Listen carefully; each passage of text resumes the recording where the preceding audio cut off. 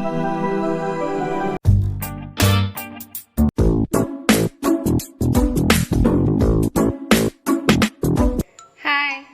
मु सस्मिता साहू कटक जिला शिक्षा संयोग तरफ मु समस्त अष्टम श्रेणी पिला आज अधिवेशन को स्वागत करुच्ची।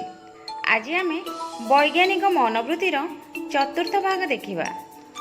सेशन आरंभ करने पूर्व कहबी वीडियो को लाइक शेयर सब्सक्राइब करने को बिल्कुल भी भूलिए नहीं एवं सबुठ बड़ कथा गूगल फॉर्म रे दिया जाइतिबा क्वेश्चन उत्तर करने को जमा भी भूलिए नहीं। गला सेशन रे आमे कौन पढ़ी बा जानी जेतेबेले व्यक्ति आसक्ति त्याग करिबो सेतेबेले सीए आदर्श मनीषटीए होई परिबो बा निजर व्यक्तिगत चिंताधारा को बाद दे विज्ञान सम्मत तथ्य बा युक्ति को आधार करी निरपेक्ष मत दे परिबो तेबे से आदर्श मनीष भावे समाज रे ठिया हे परिबो एवं ताकू समस्त मध्य ग्रहण करिवे।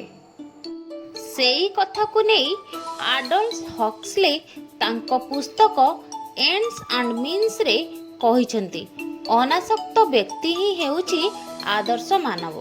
ता अर्थ जी कि दैहिक अनुभूति रुचि शक्ति प्रभुत्वर कामना प्रति आसक्ति नथांती। व्यक्तिगत राग घृणा धन संपत्ति सुनाम और समाज रे तांकर स्थान प्रति से निस्पृह। एपरिकी विज्ञान कला और जे कोनोसी अनुमान एवं मानवीय संपर्कादि प्रति तांक मनरे ना कोनोसी जिनिस प्रति बा कोनोसी व्यक्ति प्रति ना आसक्ति थाए ना स्पृहा थाए एवं सेई माने सबुबेले मध्य निरपेक्ष भावरे विचार करि परिथांती। समाज सेई मानंकु आदर्श मनीष भावरे गणी थाए। ए रहिला तुम बहिरे थिबा वैज्ञानिक मनोवृत्तिर चतुर्थ अनुच्छेद। गोटे कथा कहिबी बापा माँ झीटी ठारू पुओटीर आसक्ति रखती तार कारण जहाँ भी हो विशेष करी झीटीए विवाह परे परगोत्री हेई जाउथला बेले पुओटीए तांको पाखरे रही तांको परिणत बयसर सहारा हेबो बोली सेई आशारे पुओटीर आसक्ति रखती किंतु समय बदलिबा सहित पुओर बदलुथिबा चालीचलन रे बापा माँ क्षोभ राग अशांति सबु मनरे बांधी बसंती सेठी दुख आसे एवं निजको निजे जंत्रणा अनुभव करती। झीटी सेतेबेले अमूल्य मने होइथाए सेई आसक्ति ही मनीष दुख पाइला ना तेणु आसक्ति विहीन निरपेक्ष भावना केते जरूरी ताहा तुमे जानिलो ना।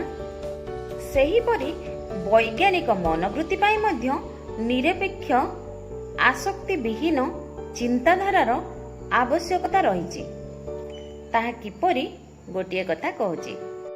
अच्छा तुमे कहिलो देखी तुमको केउ ऋतु भल लगे खरा वर्षा शीत विशेष करी आमे ए तीनोटी ऋतु को अनुभव करिथाउ।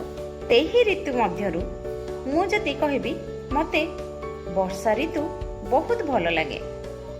वर्षा रे ओदा हवा वर्षा रे खेलिबा वर्षा बेले बिना छतारे स्कूल रु बैग धरी दौड़िबा भी केते आनंददायक नुहे। आउ काहाकू शीत भल लागुथिबो शीत दिने घोड़ी पड़ी होई बेस डेरी जाए सोइबा को बहुत मजा आसे नुहे कि से जहाँ भी हो मते जहाँ भल लगे मु तारी ऊपर ही जुक्ति करिबी तारी ऊपर ही जुक्ति करी मो जुक्ति को ठीक बोली प्रमाणित करने को चेष्टा करिबी। गला सेशन रे उदाहरण देइथिली आमर मध्याह्न भोजन खाइला बेले निरामिष आमिष विषय रे ଏଠି ଏଇଆ ଉଦାହରଣ ଦେବାର ଅର୍ଥ, ମୋର ଯଦି ଧର୍ମ ବା ରାଜନୀତି ପ୍ରତି ବେଶ ରୁଚି ରହିଥିବ, ତେବେ ମୁଁ ସେଠି ବିଜ୍ଞାନ ସମ୍ମତ ଯୁକ୍ତି କେବେ ବି କରିପାରିବିନି। ତେଣୁ ଏହି ନିରପେକ୍ଷ ମନୋଭାବ ବୈଜ୍ଞାନିକ ମନୋବୃତ୍ତି ପାଇଁ ସର୍ବପ୍ରଥମେ ଆବଶ୍ୟକ। ଯେପରି ବିଜ୍ଞାନ ଶିକ୍ଷକ ବିଜ୍ଞାନ ସମ୍ବନ୍ଧୀୟ ତଥ୍ୟ ବେଳେ କୌଣସି ଜିଦ୍ ରଖୁନଥିଲା ବେଳେ ଧର୍ମ, ରାଜନୀତି ବା ଅନ୍ୟ ପ୍ରସଙ୍ଗରେ ବେଶ ଜିଦ୍ ରଖନ୍ତି। ଏଠାରେ ଜିଦ୍ ଅର୍ଥ ତୁମେ ଯେମିତି ଜିଦ୍ କରୁଛ ସେମିତି କି?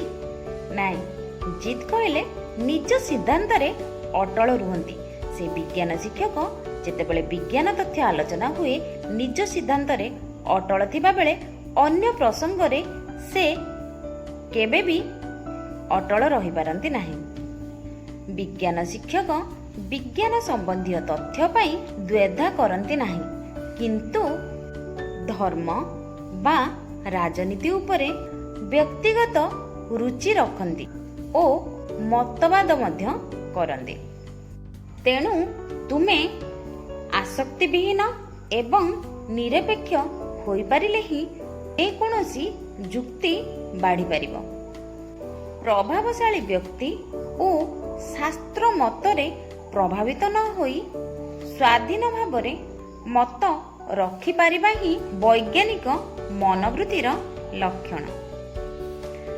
ଆଜି ତ ସମୟ ହୋଇଯାଇଛି।